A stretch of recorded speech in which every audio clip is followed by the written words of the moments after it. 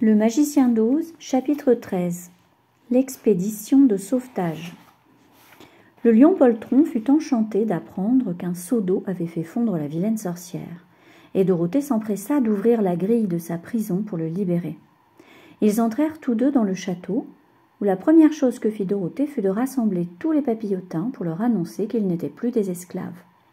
Ce fut la jubilation parmi les papillotins jaunes, car ils avaient été obligés de travailler dur pendant de longues années pour la vilaine sorcière, qui les avait toujours traités avec beaucoup de cruauté. À partir de ce jour, cette date fut pour eux une fête, consacrée à la danse et aux réjouissances.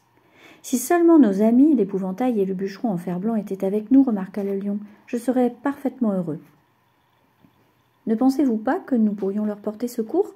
risqua la petite fille, partagée entre l'espoir et l'inquiétude. « Nous pouvons essayer, » acquiesça le lion. Alors ils appelèrent les papillotins jaunes et leur demandèrent s'ils voulaient bien les aider à porter secours à leurs amis, et les papillotins déclarèrent qu'ils seraient ravis de faire tout ce qu'ils pouvaient faire pour Dorothée, qui les avait délivrés de l'esclavage. Alors elle choisit parmi les papillotins ceux qui semblaient les plus sages et les plus débrouillards, et ils partirent. Ils cheminèrent ce jour-là et une partie du lendemain, et parvinrent à la plaine rocailleuse où se trouvait le bûcheron en fer blanc, tout tordu et tout bosselé. Il avait sa hache auprès de lui, mais la lame était rouillée et il ne restait plus qu'un petit bout du manche. Les papillotins le soulevèrent délicatement dans leurs bras et le portèrent jusqu'au château jaune. Dorothée versa quelques larmes en route à cause du triste état de son vieil ami, et le lion avait un air sombre et affligé. En arrivant au château, Dorothée questionna les papillotins. « Y a-t-il des ferblantiers parmi les papillotins ?»« Oh oui, certains sont de très bons ferblantiers, affirmèrent-ils. »« Alors, amenez-les-moi, dit-elle. Et quand les ferblantiers se présentèrent, apportant tous leurs outils dans leur panier, elle interrogea. « Pouvez-vous redresser ces bosses sur le corps du bûcheron en fer blanc et lui redonner sa forme et le ressouder aux endroits où il est cassé ?» Les ferblantiers examinèrent attentivement le bûcheron en fer blanc et répondirent qu'ils pensaient pouvoir le remettre en état comme il était auparavant. Ils se mirent donc à l'œuvre dans l'une des grandes salles jaunes du château et travaillèrent 3 jours et 4 nuits, martelant, tordant, pliant, soudant et polissant les jambes, les bras, le corps et la tête du bûcheron en fer blanc, jusqu'à ce qu'enfin il eût retrouvé son ancienne forme et la bonne marche de ses articulations. Quelques réparations restaient visibles, il est vrai, mais les ferblantiers avaient fait du bon travail, et comme le bûcheron en fer blanc n'était pas vaniteux, cela ne le gêna pas du tout. Quand, à la fin, il entra dans la chambre de Dorothée pour la remercier de l'avoir secourue, il était si heureux qu'il versait des larmes de joie, et Dorothée dut essuyer soigneusement toutes les larmes de son visage avec son tablier pour que ses articulations ne roulent pas. En même temps, son propre visage ruisselait lui aussi de grosses larmes de joie d'avoir retrouvé son vieil ami, et ces larmes-là n'avaient pas besoin d'être essuyées. Quant au lion, il s'essuya tant les yeux avec le bout de sa queue qu'elle en devint toute mouillée, et qu'il fut obligé de sortir dans la cour et de la tenir au soleil pour la faire sécher.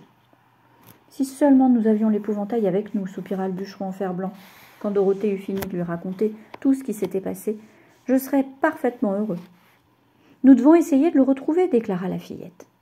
Alors, elle appela les papillotins à son aide, et après avoir marché tout le jour et une partie de la nuit, ils atteignirent le grand arbre dans les branches duquel les singes ailés avaient lancé les habits de l'épouvantail. C'était un arbre gigantesque, et son tronc était si lisse que personne ne pouvait y grimper. Mais le bûcheron décréta aussitôt « Je vais l'abattre, et comme cela, nous pourrons récupérer les habits de l'épouvantail. » Car pendant que les ferblantiers travaillaient à réparer le bûcheron en fer blanc, un autre papillotin, qui était orfèvre, avait fabriqué un manche de hache en or massif et il l'avait fixé à sa hache pour remplacer l'ancien qui était cassé. D'autres avaient astiqué la lame pour en ôter toute la rouille, et elle étincelait comme de l'argent poli. Le bûcheron en fer blanc se mit donc à jouer de la hache, et en peu de temps, l'arbre s'effondra dans un grand craquement, et les habits de l'épouvantail tombèrent des branches et roulèrent par terre.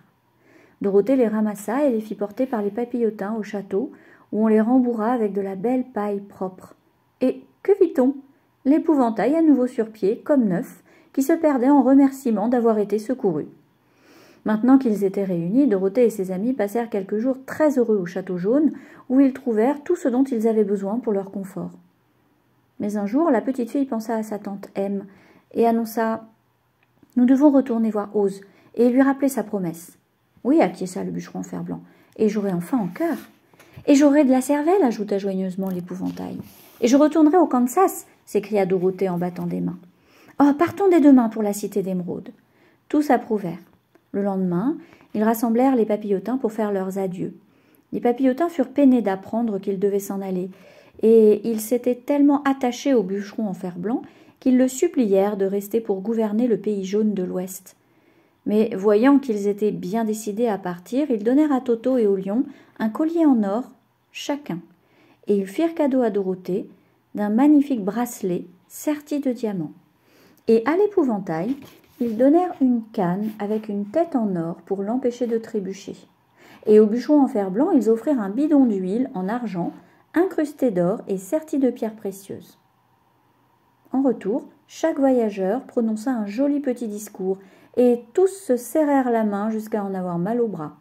Dorothée alla chercher dans l'armoire de la sorcière de quoi remplir son panier pour les repas du voyage, et c'est alors qu'elle vit le bonnet d'or. Elle le mit sur sa tête et constata qu'il lui allait parfaitement. Elle ignorait toute la magie du bonnet d'or, mais comme elle le trouva joli, elle décida de le porter et de ranger son chapeau de soleil dans son panier. Puis, une fois prêts, ils prirent le chemin de la cité d'Émeraude, et les papillotins les acclamèrent 3 fois et leur présentèrent leurs merveilleux vœux pour les accompagner.